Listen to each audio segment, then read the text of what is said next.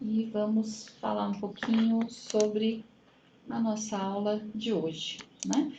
Eu espero que vocês tenham tido a oportunidade de fazer a tarefa, né? A lição do Moodle antes dessa aula. A lição do Moodle, ela justamente versava sobre a, o nascimento de uma ideia de cosmos, né? Então, a ideia que se tinha no passado, né, lá com os gregos antigos, apesar de que já havia propostas diferentes, né, mas era que o universo fosse geocêntrico, ou seja, que a Terra fosse o centro do universo. Né? E apesar de haverem indicações já de outras propostas, né, já de modelo heliocêntrico, tanto na Grécia quanto também no Oriente, essa foi a noção que permaneceu durante milênios.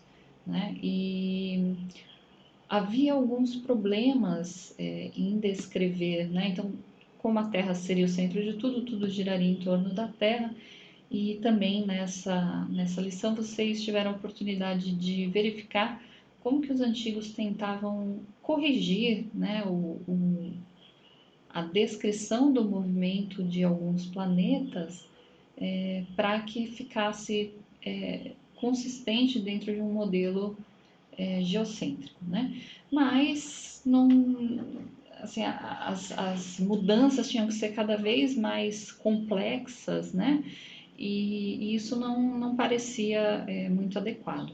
Então, né, nós tivemos a proposta de Copérnico de um modelo heliocêntrico, né, mas Copérnico ainda tinha alguns problemas, em particular porque ele insistia em órbitas circulares.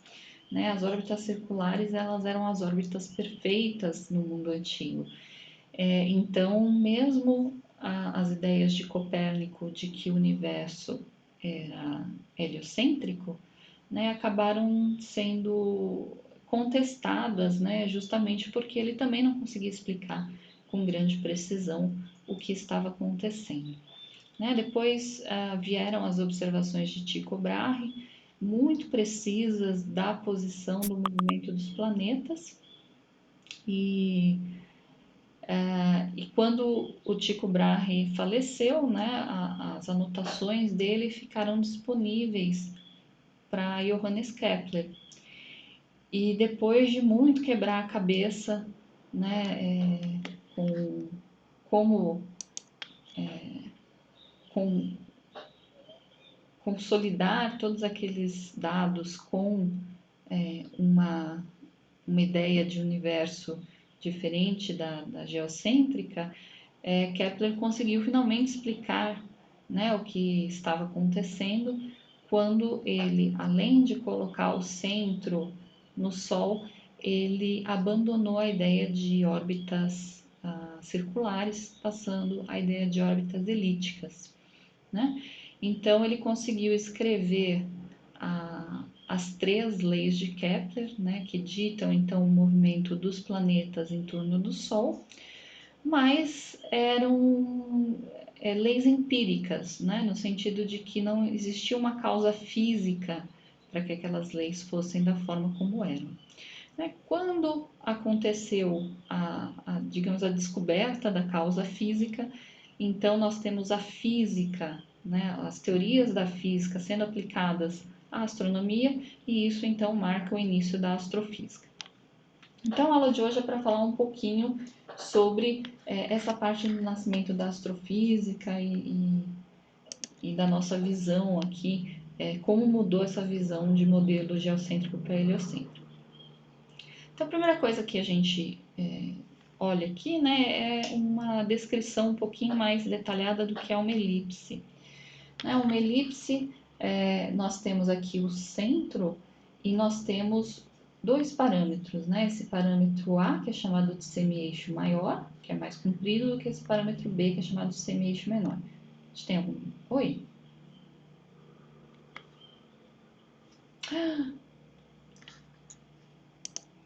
Eu esqueci, desculpe. Eu coloquei para gravar, né? A gravação tá com a tela, mas eu esqueci de compartilhar com vocês. Só desculpa. Agora sim, vocês estão vendo?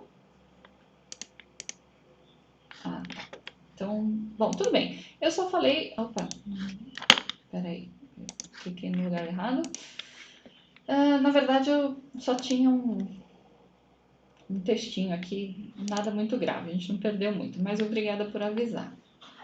Bom, então, né, estava falando da elipse, centro da elipse, semi-eixo maior, que a gente costuma chamar de A, semi-eixo menor, que a gente chama de B, e a elipse tem o que a gente chama de dois focos, né, F e F', que são dois pontos aqui sobre essa reta que tem comprimento 2A, né, e de onde a gente pode então definir distâncias, né? Então, por exemplo, de F eu defino R, de F' eu defino R', e o interessante na elipse é que toda vez que eu somo R e R', isso dá exatamente aqui esta distância, essa largura maior da minha elipse, que é 2A, né?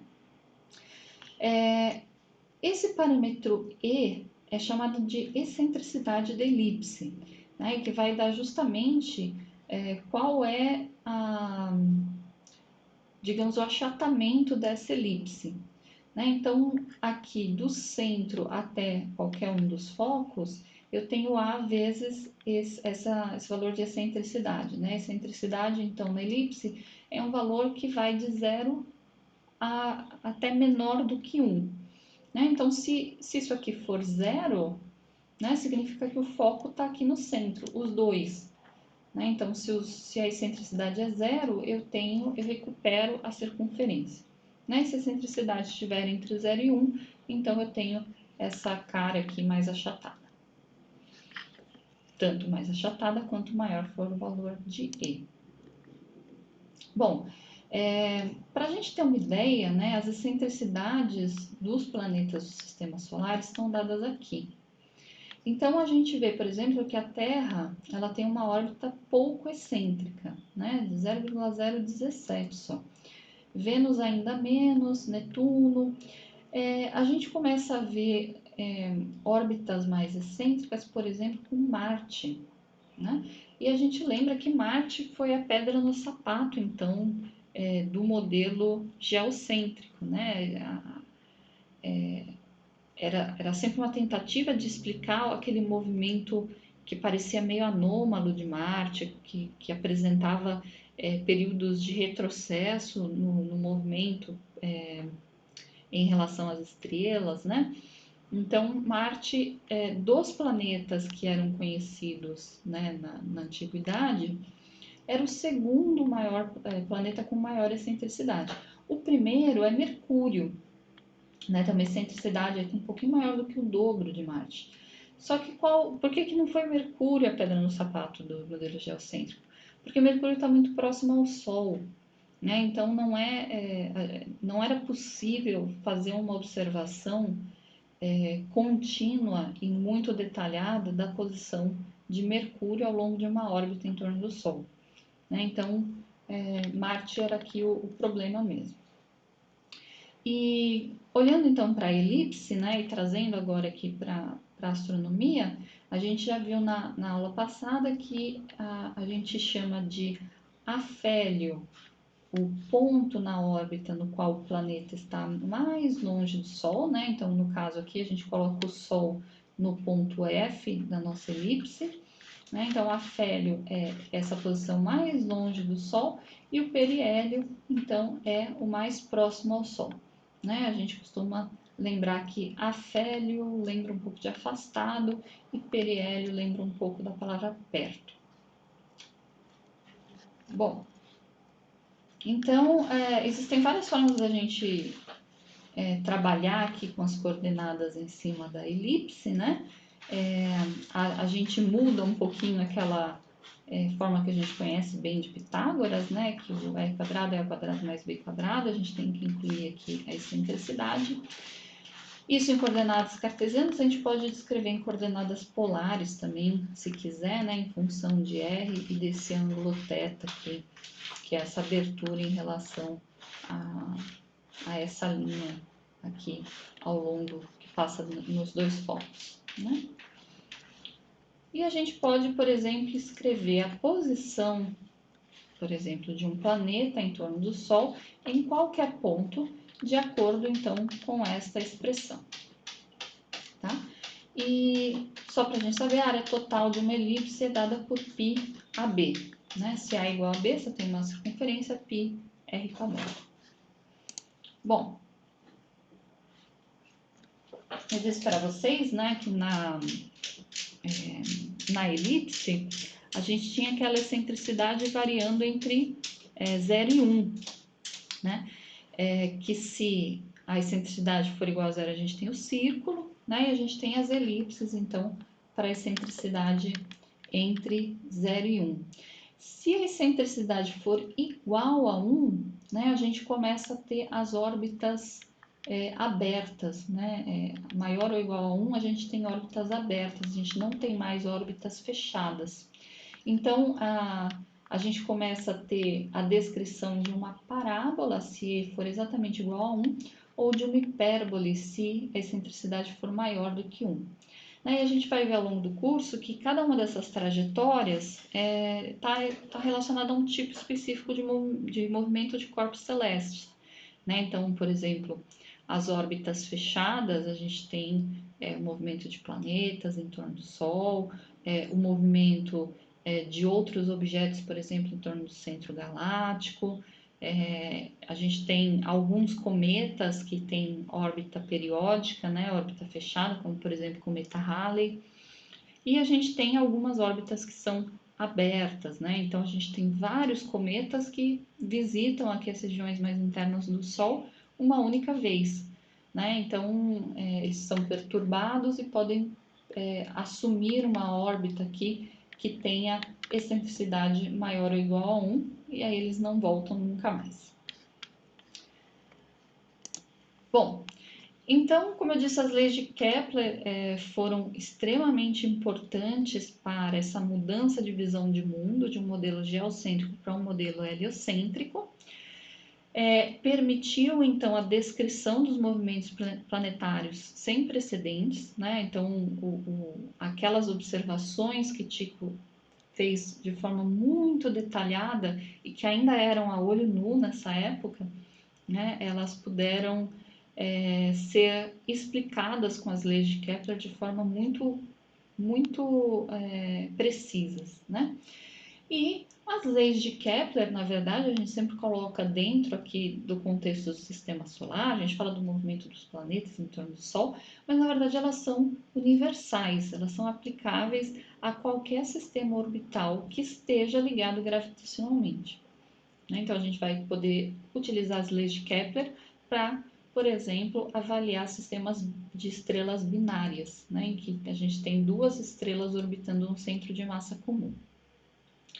E é claro que quando eu tenho um conjunto de ideias que explicam um conjunto bastante amplo de eventos, né, isso indica que tem alguma lei fundamental aí por trás.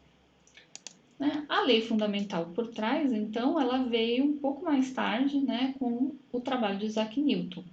Então, em 1687, Isaac Newton publicou os Princípios, no qual ele apresenta os seus trabalhos tanto na mecânica clássica quanto gravitação e no desenvolvimento do cálculo diferencial integral. Né? E a física newtoniana, então, ela explica uma quantidade muito grande de experimentos e ainda é usada de forma bastante ampla no nosso dia a dia. Né? E se a gente não tiver na escala atômica, subatômica ou de velocidades muito elevadas ou campos gravitacionais muito extremos, a física newtoniana está aí perfeitamente válida para a gente. Sempre que vocês tiverem alguma dúvida, vocês me interrompam, por favor. Bom, então, Só relembrando aqui as leis de Newton, que vocês já devem saber de cor e salteado, né? Primeira lei de Newton é a lei, então, da inércia, né? Que define, então, os nossos referenciais inerciais. A segunda lei de Newton é a famosa F igual a ma, que é uma situação um pouquinho mais restrita da forma mais geral, que é F igual a derivada no tempo do momento. E a terceira lei de Newton, que é a lei da ação e reação. Então, isso somado à gravitação é o que a gente precisa para conseguir explicar as leis de Kepler. A gravitação, então, a gente tem 4 forças fundamentais na natureza, são as forças forte e fraca, a força eletromagnética e a força gravitacional. Das 4, a força gravitacional ela é a mais fraquinha. Então, por isso, grande parte do desenvolvimento das teorias de gravitação, elas estiveram associadas justamente à astronomia, de certa forma, porque é onde a gente encontra massas enormes, para que, mesmo essa força pequenininha, quando você tem muita massa, você tem um efeito bastante pronunciado, Então, vamos supor, que eu tenho um planeta de massa m e vamos, para simplificar a vida, trabalhar com uma órbita circular de raio R. A segunda lei de Kepler, ela me diz que áreas iguais são varridas em tempos iguais, e isso significa então que se a minha excentricidade é zero, ou seja, se eu tenho uma circunferência, para que eu varra áreas iguais na circunferência no mesmo intervalo de tempo, o movimento tem que ser uniforme, A velocidade desse meu planeta ao longo da órbita não pode mudar. Então, eu posso escrever, aquela minha aceleração centrípeta como ω2r na direção do centro, Então, no caso de um planeta interagindo com o Sol, a força gravitacional agindo sobre o planeta é ao longo da direção que liga o planeta com o Sol e em direção ao Sol, Então, por isso esse menos aqui e esse meu vetor indicando realmente o que liga o Sol ao planeta, a direção, que vai mudando ao longo da órbita. Eu posso substituir aqui o meu ômega, que é a minha velocidade angular, por 4 ao quadrado, por 4π quadrado dividido t quadrado. Aí eu lembro lá da lei de Newton, F igual a ma, Então, eu vou escrever que F é isso aqui. Muito bem, então isso me diz que a segunda lei de Kepler diz que a força que mantém o planeta em órbita, é proporcional à massa do planeta, à distância do planeta ao Sol e inversamente proporcional ao período, ao quadrado do período que esse planeta demora para dar uma volta completa. A terceira lei de Kepler, ela me diz que R ao cubo dividido t quadrado é sempre uma constante. Então, se vocês fizerem isso para os planetas do sistema solar, você vai ver que é bastante próximo aos valores que a gente obtém para todos os planetas. Então, se eu agora substituo aqui esse R dividido t quadrado como função de uma constante, pego, por exemplo, o t quadrado e escrevo como R ao cubo dividido uma constante, que é uma outra constante, eu posso reescrever aquela força dessa forma, tá? Então, a força agindo sobre esse planeta, ela é inversamente proporcional à distância ao quadrado e proporcional à massa do planeta. Muito bem.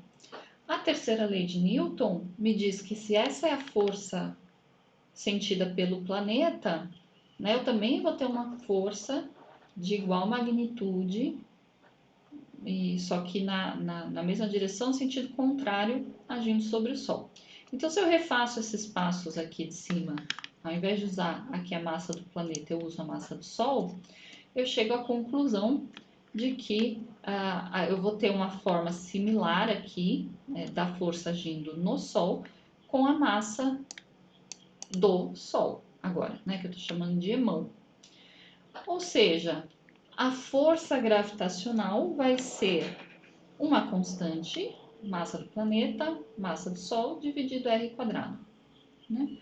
Essa constante, então, ficou conhecida como a constante gravitacional, e essa, então, é a forma funcional da força gravitacional proposta por Newton.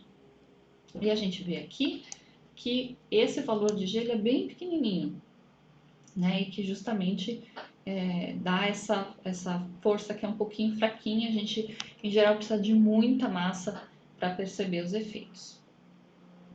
Né? Então, eu posso generalizar para quaisquer dois corpos massivos a força gravitacional desta forma.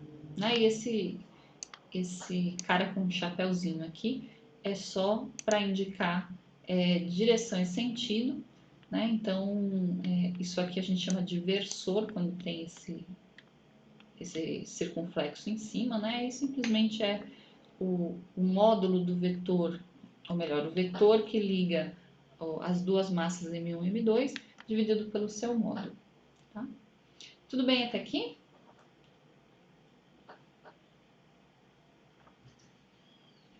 Certo. Bom, então a maçã caiu na cabeça de Newton? Provavelmente não. Mas o Newton, lá no princípio, fez uma coisa interessante. Ele universalizou, né, essa lei da gravitação, justamente dizendo que eram quaisquer corpos com massa que sentiam esta força. Né? Então, ele comparou, por exemplo, qual seria a aceleração de uma maçã caindo na superfície da Terra em relação à aceleração que a Lua tem em órbita em torno da Terra. Né? Então, se a gente faz a atração aqui gravitacional, a força gravitacional entre a Terra e a maçã, né? A gente pode escrever dessa forma. Aqui entre a Terra e a Lua, a gente escreve dessa forma. A distância que eu vou soltar uma maçã da superfície da Terra comparada ao raio da Terra é muito pequenininha, né? Então eu vou aproximar essa distância aqui do centro da Terra até a maçã simplesmente pelo raio da Terra, né? E se eu dividir agora a aceleração da Lua pela aceleração da maçã, eu tiro um monte de coisa aqui que é constante, e eu chego que a aceleração da Lua, então, ela é mais ou menos 1 dividido 3.600 a aceleração da gravidade aqui na superfície da Terra, né? Aquele 9,8 mais ou menos metros por segundo ao quadrado que a gente está bem acostumado. Né? Ou seja, tendo em vista que a força da gravidade é uma força geral e atua sobre todos os corpos, então a gente tem aqui uma forma fácil de encontrar a aceleração da Lua e que a gente agora pode comparar com os parâmetros orbitais que a gente observa, né, da Lua, por exemplo. Oi?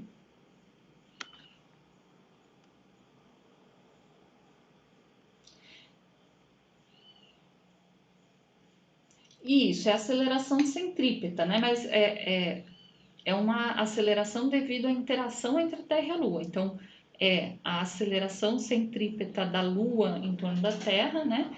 E não é só que a Terra causa uma força na Lua, a Lua também causa uma força na Terra.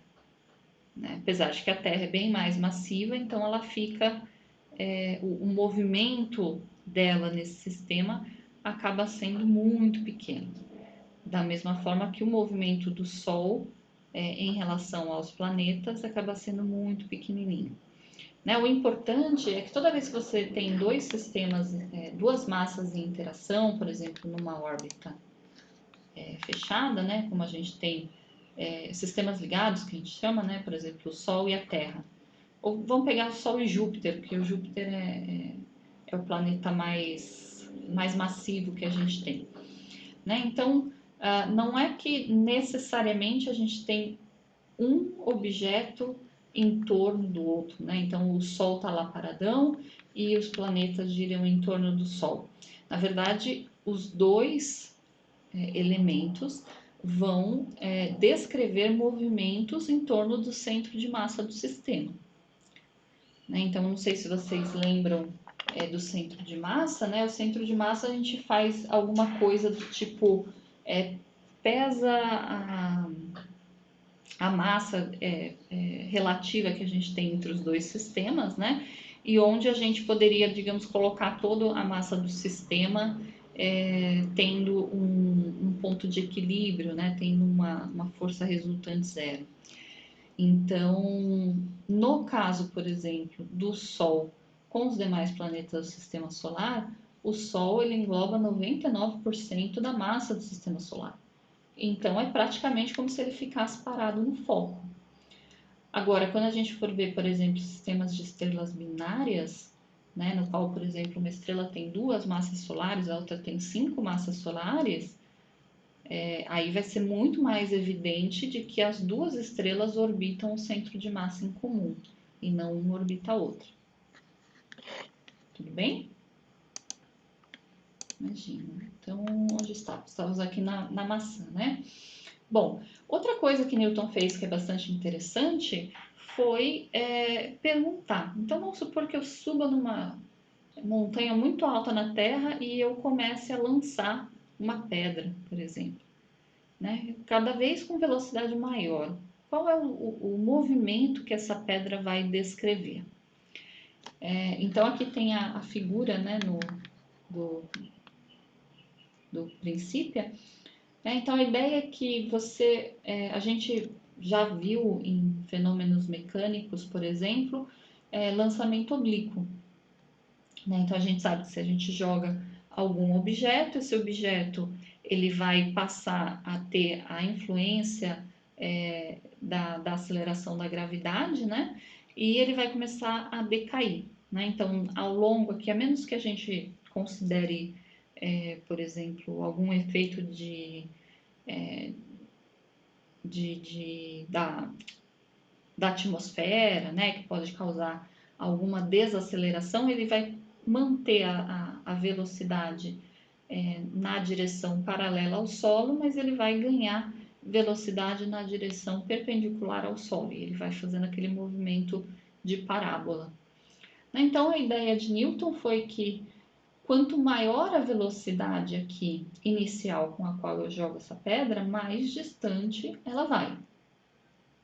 Né? E a gente vive, então, aqui na superfície, quanto mais eu der de energia inicial, mais longe essa pedra vai parar. Até que vai chegar um momento no qual a velocidade vai ser suficiente para que ela descreva um movimento aqui circular em torno da Terra, né, próximo aí relativamente à superfície. Né? Então, o que acontece é que existe uma velocidade mínima para a qual eu lanço um objeto aqui e ele entra em órbita. Conforme eu for aumentando essa velocidade, eu vou aumentando a excentricidade dessa órbita, né? E eu posso até dar uma velocidade tal que ela deixa de ser um sistema ligado com a Terra e ele passa a ter velocidades tais que a descrição do movimento tem uma excentricidade maior ou igual a 1. E aí ele não volta mais. Né? Então, isso a gente pode, por exemplo, aplicar aos satélites artificiais da Terra. Né? Se eu pego aqui novamente a terceira lei de Kepler, eu sei que esse valor é uma constante e agora eu sei qual é o valor dessa constante por conta da força gravitacional proposta por Newton. É G, né, considerando aqui a Terra, G massa da Terra dividido 4π². Né, eu posso ainda substituir G massa da Terra por Gzinho, né, aceleração gravitacional aqui na superfície, vezes o raio da Terra ao quadrado. Né, e eu posso agora substituir esses valores que eu conheço e achar qual é o tempo de órbita de um satélite como função da distância à superfície da Terra. Né? Então, de forma aproximada, né, eu posso dizer que é isso aqui, né? Independe da massa do satélite, né? E é óbvio que isso só vale para sistemas fechados, né? Quando você dá muita energia, já deixa de ser um sistema fechado aqui. Então, por exemplo, o Sputnik 1, que foi o primeiro satélite artificial que a gente teve, que foi lançado em 1957, ele tinha uma altura, ele ficava mais ou menos 550 quilômetros acima da superfície da Terra, né, o que dá um raio aqui desse valor, e ele tinha então um período de órbita de um pouquinho mais de 1h30, né? Então, um pouquinho mais disso. Se eu quiser um satélite que seja síncrono, ou seja, por exemplo, eu quero um satélite aqui no topo de Santo André o tempo inteiro. Né? A gente lembra que a Terra rotaciona em torno do seu eixo, né? Então, se eu quiser um satélite síncrono, esse período tem que ser igual ao período de rotação da Terra. O período que ele fica, dá uma volta completa, tem que ser igual ao período de rotação. Então, se eu quiser um satélite síncrono, eu preciso colocar esse satélite a mais ou menos 6,5 vezes o raio terrestre. Né? Bom, uma outra coisa que dá para fazer com as leis de Kepler e que é extremamente importante quando a gente fala de estudos em astronomia é, por exemplo, definir massas de sistemas, né? Porque se eu tenho, vamos supor, novamente, um planeta em órbita circular em torno do Sol, né? A lei de Newton me diz isso aqui, que força é massa vezes a aceleração, né? Como é órbita circular, essa aceleração é centrípeta. A força, eu sei que é a força da gravidade, né? Então, substituo aqui a expressão da força da gravidade, né? Com ms a massa do Sol, mt a massa do planeta. Substituo a aceleração centrípeta por V2 dividido R. Né? Aí brinco um pouquinho aqui com essas variáveis, corto o que é igual. Depois venho aqui, né, e substituo essa velocidade como função do período, né, que o planeta demora para dar em volta ao Sol, né, e rearranjo aqui um pouco essas coisas e eu chego que T2 dividido R ao cubo é esse valor, 4π² G massa do Sol. Né? Então, note que se eu pego e agora quero avaliar diferentes planetas, essa constante aqui é igual para todos os planetas, né? 4π² G massa do Sol. Aí vocês falam, mas nem todo planeta tem uma órbita muito circular, né? Como que fica isso, por exemplo, se a órbita for elíptica? Na verdade, o que muda é que ao invés de ter esse raio aqui ao cubo, eu tenho o semi-eixo maior ao cubo. Tá? Então, isso é uma forma de eu descobrir qual é a massa do Sol. Né? Então, eu posso pegar, por exemplo, a Terra, que eu sei que tem um período de 1 ano, e tem essa distância aqui, média de órbita em relação ao Sol. Então, eu chego que a massa do Sol é 2,10 a 30 quilogramas, né? Que é um montão de vezes maior do que a massa da Terra. Né? Isso eu posso fazer em qualquer sistema. Se eu tenho um sistema de 2 estrelas orbitando uma outra, se eu quero saber qual que é a massa, por exemplo, de uma galáxia, né? Eu posso observar uma galáxia satélite vizinha, ou eu posso avaliar o próprio movimento, no caso, por exemplo, de uma galáxia espiral, o próprio movimento das estrelas no disco galáctico. Então, a gente vai ver algumas situações em que a gente vai poder estimar qual é a massa dos objetos, né? Simplesmente utilizando leis de Kepler. E uma vez um aluno perguntou, né, como é que a gente sabe massa desses objetos se no céu não tem balança, né? Então é mais ou menos por aí. A gente usa conceitos físicos bem definidos para extrair a informação que a gente precisa. Bom, é claro que quando eu falo em gravitação, né, eu posso tanto fazer uma avaliação do ponto de vista de forças quanto do ponto de vista de energia, né? E a gente costuma, então, escrever, né, a energia gravitacional como UG, né? E o G vai ser dado por menos GMM dividido R.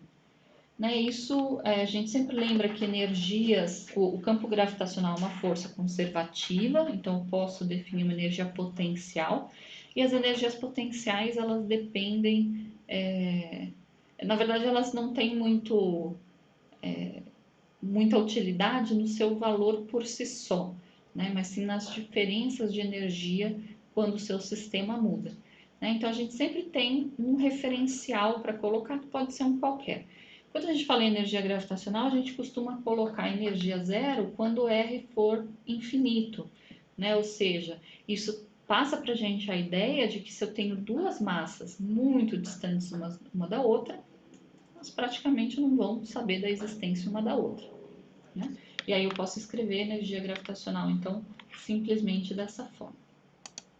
A energia gravitacional ela vai ser bastante importante para a gente justamente avaliar quando um sistema está ligado e quando o sistema não vai ficar ligado. Né? Então, se eu escrevo a energia total, por exemplo, de um planeta em torno do Sol, eu posso escrever o termo cinético da energia, né? E o termo de energia potencial gravitacional.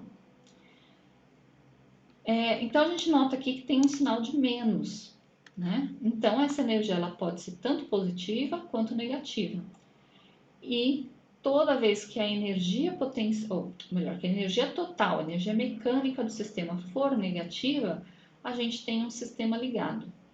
Né? Se eu posso fazer um gráfico aqui justamente dessa parte, menos GMM dividido R, ela vai ter aqui essa cara dessa curva meio alaranjada. Então, o que eu vejo é que se a minha energia total do sistema for, por exemplo, esse valor em verde, né, eu tenho aqui intersecção dessa reta aqui com essa curva nesse ponto. Né? Então, esse ponto aqui me dá qual é o R máximo, né? Ou seja, qual é a distância máxima possível nesse sistema ligado. Agora, se eu tenho essa energia maior do que zero, né, não há intersecção com essa curva alaranjada. Então, o sistema é desligado. Né? Existe a interação gravitacional, existe a atração gravitacional entre as massas, mas não vai ser o suficiente, né, na configuração desse sistema para que ele se torne um sistema ligado. Bom, é bem interessante, né? A gente vê vários exemplos de sistemas ligados em astronomia. Né? Então, por exemplo, eu posso fazer uma análise se eu tiver um corpo de massa m num movimento circular uniforme perto de um outro corpo de massa emissão aqui muito maior do que m, né? Eu posso escrever novamente a lei de Newton, né? Aqui força gravitacional, que é aceleração centrípeta, e achar isso aqui. Tá? Agora eu vou brincar um pouquinho com essas equações. Tá? Eu vou, por exemplo, multiplicar os dois lados por R dividido 2. Quando eu faço isso, eu vejo que o termo do lado de cá é energia cinética. Né? E o termo do lado de cá fica GMM dividido 2R. Agora, se eu volto aqui, então, nessa expressão de energia mecânica e substituo esse meu termo de energia gravitacional por esse aqui que eu acabei de encontrar, né, eu chego que a energia mecânica para esse corpo, para esse sistema, né, com um corpo de massa m em torno de um outro corpo de massa mzão, é isso aqui. Tá? Isso aqui me diz claramente que essa energia é negativa. Né? Então eu vejo, mais uma vez, que sistemas ligados apresentam essa energia negativa aqui para que a gente tenha órbitas fechadas nesse sistema. Oi?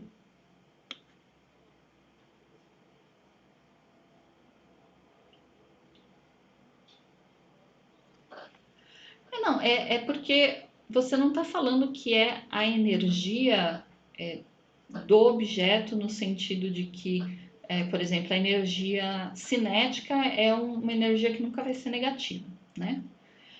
Agora, quando você tem interações entre, entre corpos, enfim, o que quer que seja que esteja ditado aí pela sua força fundamental, né? Você pode ter essa interação, né? A energia resultante dessa interação como positiva ou como negativa, né? Então, o que está dizendo aqui, no caso, é que essa energia gravitacional, ela, por ser negativa, ela é negativa, né? Porque a gente definiu essa ideia de que quando os corpos estão muito longe, né, a energia deve ser zero, porque a interação é insignificante, né?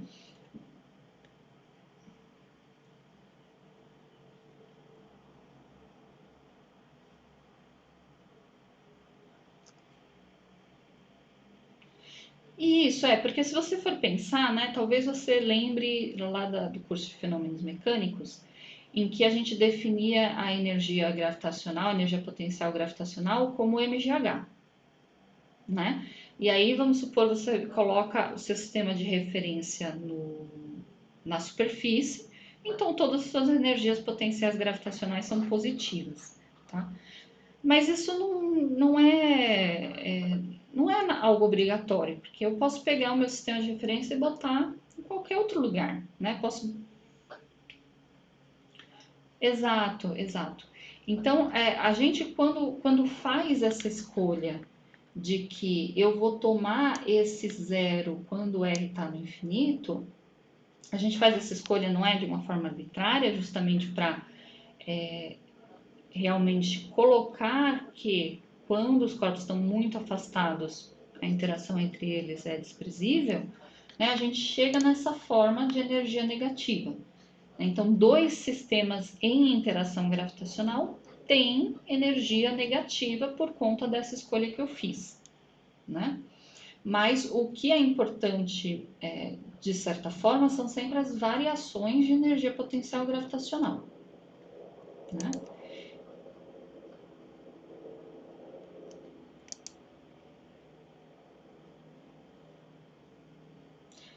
Não, não, não. É que o fato da gente fazer essa escolha, né, de o igual a zero indo para o infinito, e de modo que essa energia potencial gravitacional, então, fica agora definida dessa forma, né?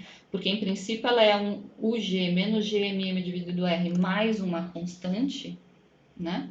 Então eu estou dizendo essa constante é igual a zero quando R for infinito, né? Isso permite que a gente, tendo isso em mente, faça uma avaliação da energia total do sistema e consiga encontrar duas situações muito distintas, que é energia total positiva e energia total negativa, na qual energia total positiva significa sistema que não está ligado, ele vai interagir gravitacionalmente, mas por exemplo, como o caso de um cometa que passa aqui com uma órbita de excentricidade maior ou igual a 1. Então, existe a interação gravitacional, existe a energia do sistema Sol-cometa, só que essa energia ela é positiva, então o cometa passa e vai embora, não volta nunca mais. Já no caso, por exemplo, do cometa Halley, o cometa Halley, a gente tomando, né, essa definição que a gente tem, sistema Sol-cometa Halley, né, tem uma energia aí negativa, né? A interação dentro desse sistema diz que a energia mecânica que eu vou associar ao cometa Halley é uma energia negativa. Então, ele está ligado. Ele vem periodicamente, passa por aqui porque ele está numa órbita fechada, tá? É por conta mais dessa definição mesmo. Bom, e aí, bom, a gente tem a versão movimento circular e a versão movimento elíptico, né? Então, a gente, dentro dessa definição, a gente sempre sabe todo sistema ligado, né, vai ter uma energia mecânica negativa.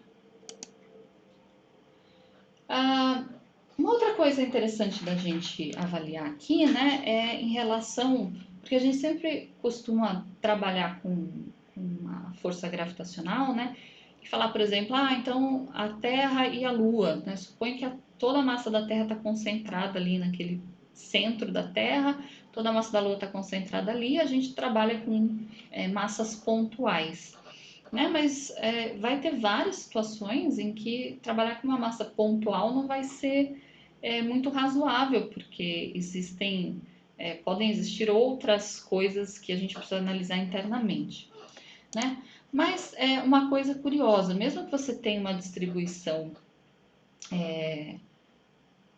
esférica e extensa de massa, né? Se essa distribuição for esférica, a gente tem algumas aproximações. Então, se a gente avalia, por exemplo, uma casca esférica, né? Então só tem a superfície de uma esfera com massa, dentro é oco e fora, bom, não tem massa, né? A gente vai ver que a força gravitacional para qualquer ponto fora dessa casca esférica é aquela que a gente está acostumado. Supõe que toda a massa está lá no centro da esfera e é isso aí. Agora, se eu estiver dentro da esfera, a força em qualquer ponto mesmo dentro da esfera, e não só bem no centro, vai ser igual a zero, tá? Então, eu posso pegar essa, e depois, se vocês quiserem, tem a demonstração dessas coisas lá no Moodle, tá? Então, se eu pegar agora e, ao invés de ter aquela casca esférica, eu tenho uma distribuição esférica de massa, eu posso imaginar que são várias cascas esféricas e usar o resultado da casca esférica que eu tenho para avaliar o que vai acontecer. Então, se a densidade de massa aqui só depende do ponto R, da distância aqui ao centro, ou seja, ao longo aqui de uma casca esférica, a densidade é a mesma de massa para qualquer ponto, né? Então, eu posso dizer que se eu quero avaliar, né, eu tenho essa distribuição esférica de massa, eu quero avaliar qual que é a força gravitacional para um ponto externo a essa distribuição, então é o que a gente já tinha antes, né? Para qualquer ponto externo, a gente supõe que toda a massa está concentrada no centro e Gmm dividido R quadrado. Agora, se eu tiver um ponto interno a essa distribuição de massa, né, eu uso aquela ideia da casca esférica. Tudo que tiver aqui pro lado de fora não vai importar, só vai importar o que tiver do lado de dentro, né? Então, por exemplo, tem um ponto aqui, a distância Rzinho, qual que é a força gravitacional desta distribuição de massa? É simplesmente menos Gm dividido R quadrado, vezes esse emitil, que é a massa interna aqui a esse raio R, tá? Então, tudo que tiver para o lado de fora não importa.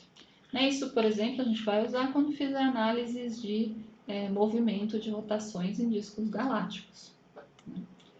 Isso vai ser importante. E para a gente finalizar aqui a explicação de hoje, tudo isso, no fundo, foi uma forma de chegar em um dos teoremas mais importantes da astronomia, que é o chamado Teorema do Virial. Então, a gente já viu, né, que a gente pode escrever a energia mecânica como a energia potencial gravitacional, mas é a energia cinética. E que um sistema ligado precisa ter essa energia menor do que zero. Então, se o sistema é ligado, a gente tem um movimento periódico, né? Por exemplo, um planeta que de tempos em tempos completa uma volta em torno do Sol. E então, se o sistema é periódico, eu posso definir uma energia potencial gravitacional média e uma energia uma energia cinética média, né? Então, eu pego em todos os pontos ao longo da órbita, calculo a energia cinética e a energia potencial e depois faço uma média em torno dessa órbita. A gente acabou de ver, né, aqui em cima, que quando eu tenho uma órbita circular, a energia cinética é metade aqui da energia potencial gravitacional, né? Um sinal negativo. Então, para uma órbita circular, a média de energia potencial gravitacional é menos 2 vezes a média da energia cinética. Por que isso é importante? Porque isso, então, é o teorema do virial. Tá? O que diz o teorema do virial? Qualquer sistema ligado gravitacionalmente que esteja em equilíbrio, e aí a gente diz, então, que esse sistema está em equilíbrio virial, a energia total desse sistema é sempre metade da energia potencial média. Né? E a gente vai acabar utilizando o teorema do virial, por exemplo, para determinar as massas de galáxias, as massas de estrelas, qual é a massa de gás que eu preciso para que ela seja, para que ela inicie um colapso para formar estrelas, quanta energia é transferida em colisões de galáxias. O teorema do virial é um dos teoremas fundamentais aqui da astronomia e ele diz simplesmente o seguinte: sistemas ligados gravitacionalmente em equilíbrio, energia total é sempre a metade da energia potencial gravitacional. Pode parecer bastante abstrato agora, mas mais tarde a gente vai ficar mais claro que isso é importante. Bom, então para finalizar, né, a gente viu aqui de forma bastante breve, né, que a mecânica newtoniana, então, ela foi extremamente importante para dar início à astrofísica, né, à explicação dos fenômenos astronômicos com base em teorias físicas. Só que a mecânica newtoniana, ela é uma mecânica que a gente chama de determinística, né? Em princípio, se você pudesse descrever a posição e a velocidade de uma partícula ao longo de toda a vida dela, você saberia todo o futuro dessa partícula, né? Então essa visão newtoniana, ela foi bastante importante dentro da filosofia, né? Desde ali do Renascimento. Né, deu origem ao humanismo, ao racionalismo, né? E a gente começa a ter, então, algumas mudanças nessa visão bastante clássica, bastante newtoniana, lá no final do século XVIII, ou melhor, final do século XIX, começo do século XX, né, no qual nós tivemos o desenvolvimento, então, da mecânica quântica e da teoria da relatividade, que a gente vai falar um pouco mais para frente. Tudo bem, pessoal? Vocês têm alguma dúvida? Querem perguntar alguma coisa?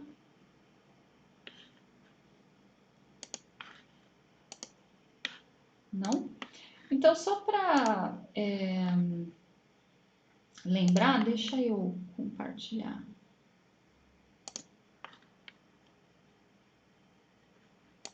Aqui, só para lembrar que então a gente tem a nossa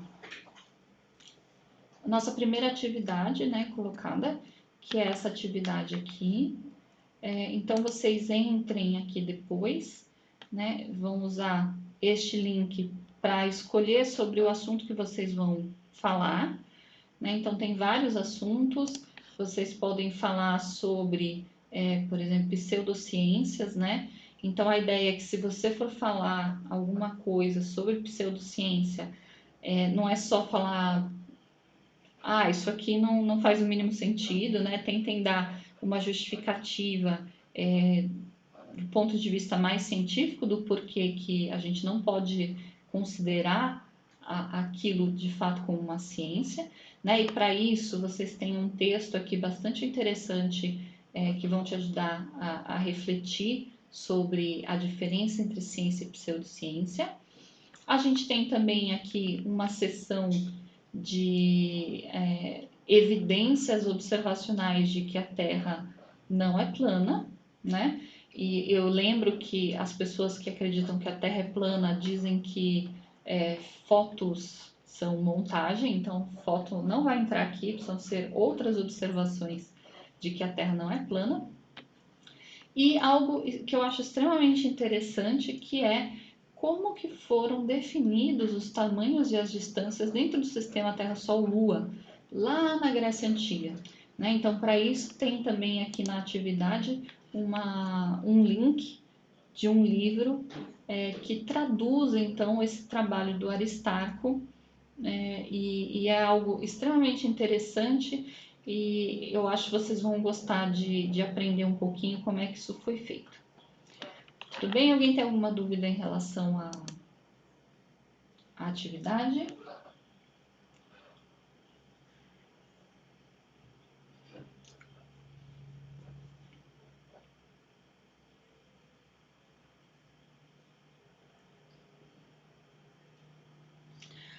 Ah, pode até ser, né? Não é obrigatório.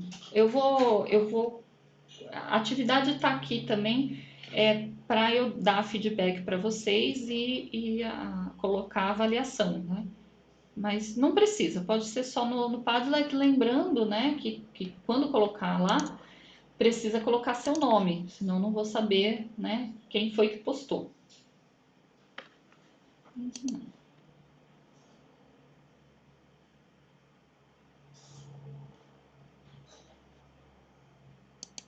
Hum.